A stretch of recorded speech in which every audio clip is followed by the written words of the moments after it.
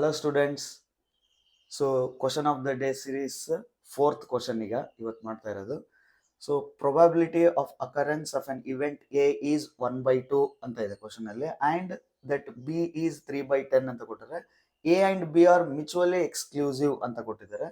Then probability of occurrence of neither A nor B ಅಂತ question ಅಲ್ಲಿ ಇದೆ. So first data ಅಲ್ಲಿ ಏನೇನಿದೆ ಅದನ್ನ ಇಷ್ಟು ಬರ್ಕೊಳ್ಳೋಣ.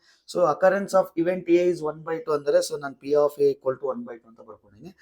Next that of B is 3/10 ಅಂದರೆ so P of B equals to 3/10 ಅಂತ ಬರ್ಕೊಂಡಿನಿ.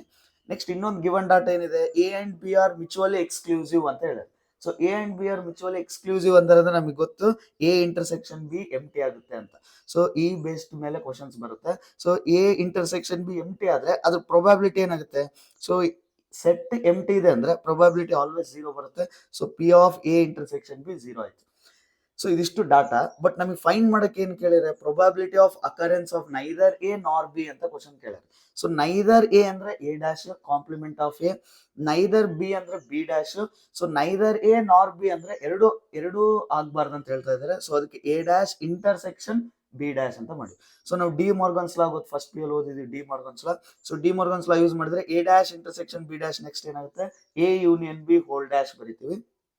P of A union B whole dash ಅಂದ್ರೆ ಪ್ರೊಬಾಬಿಲಿಟಿಯಲ್ಲಿ 1 minus P of A union B ಅಂತ ಬರೀತೀವಿ. P of A union B formula already ಗೊತ್ತಿದೆ ನಮಗೆ, P of A plus P of B minus P of A intersection B.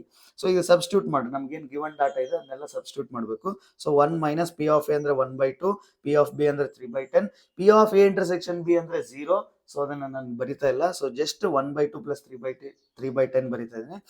Any how P of A intersection B 0 ಆಗ್ತಾ ಇದೆ. Okay, so ಇದನ್ನ solve ಮಾಡಿದ್ರೆ ನಮಗೆ L C M 10 ತಗೊಂಡು solve ಮಾಡಿದ್ರೆ 5 plus 3/10 ಬರುತ್ತೆ. ಸೊ ಕ್ರಾಸ್ ಮಲ್ಟಿಪ್ಲೈ ಮಾಡಿ 10 into 1 10 minus 8/10 ಆಗುತ್ತೆ.